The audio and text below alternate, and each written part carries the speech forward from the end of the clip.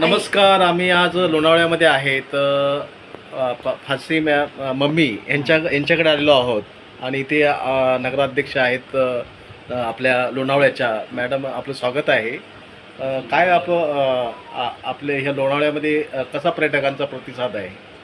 पर्यटकांचा प्रतिसाद तसा चांगलाच आहे आणि पर्यटक अजून येण्यासाठी आम्ही प्रयत्न भरपूर केले होते. मी 5 वर्ष नगराध्यक्ष होते, त्याच्या आधी 2.5 वर्ष होते. गेले 25 वर्ष 5 वेळा तर ह्या लोणावळ्यातून मी निवडून आलेली आहे. परंतु फडणवीस साहेब जेव्हा मुख्यमंत्री झाले आणि त्यांनी आम्हाला जो 125 कोटी निधी दिला, त्या माध्यमातून आम्ही बरीच कामं केली आणि कामं झाल्याच्या नंतर काही आमचे भाग आहेत की आमचा जसा रोपवेचा एक प्रोजेक्ट आहे, नंतर आमची तुंगारली इथं 32 एकर जागा आहे. अशा ठिकाणी काही प्रोजेक्ट आमचे झाले तर पर्यटक जास्तीत जास्त पुढे कुठेही न जाता हे लोणावळ्यात थांबतील. आणि आमचा एकच विषय की लोणावळ्यात फक्त इंडस्ट्री कुठली मोठी नाही आहे, MIDC नाही आहे, फक्त चिक्की व्यावसायिक आणि हॉटेल आहे. ह्याच्यावरच इथलं सगळं चालतं. त्याच्यामुळे इथल्या लोकांना नोकऱ्या जर करायच्या असेल तर एखाद्या हॉटेलमध्ये किंवा चिक्कीच्या दुकानात जॉब करावा लागतो. त्यासाठी हे जर पर्यटन चाललं, पर्यटक जर आले तर इथला व्यवसाय चालतो. आणि पर्यटक येण्यासाठी ज्या ज्या गोष्टी लागतात त्या गोष्टी जर झाल्या तर 100% पर्यटकांमध्ये अजून वाढ होईल आणि इथला बिझनेस वाढेल. इथली जी लोक आहेत त्यांना चांगला रोजगार मिळेल आणि रोजगारासाठी देखील आमचे प्रयत्न चालू आहेत.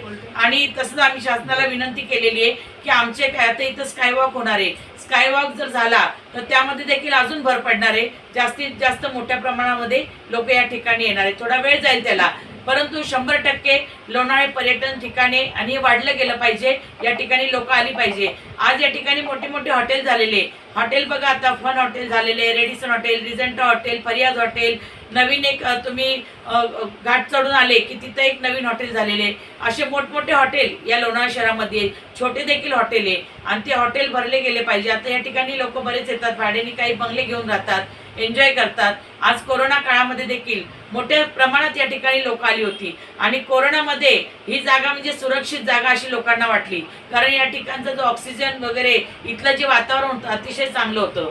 आणि अजूनही तसं वातावरण आम्हाला ठेवायचं आहे आणि पर्यटकांची संख्या वाढली पाहिजे. लोकांना वाटतं मिसिंग लिंक झाल्यामुळे लोक इथे येणार नाही, परंतु ज्याला पुण्याला जायचंय तो डायरेक्ट जाईल, परंतु ज्याला लोणावळ्यात यायचंय तो 100% लोणावळ्यात येणार.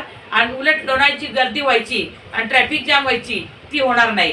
त्याचा परिणाम जो व्हायचा पर्यटकांवर तो होणार नाही आणि आवडीने लोक या ठिकाणी येतील अशी माझी तरी खात्री आणि अपेक्षा आहे. महाराष्ट्र सरकार आणि केंद्राकडून लोणावळ्यासाठी काय अपेक्षा किंवा असं काय वेगळं असं काय मागणी आहे का? लोणावळ्यासाठी इथं पर्यटनासाठी काहीतरी अम्युजमेंट पार्क किंवा असं थीम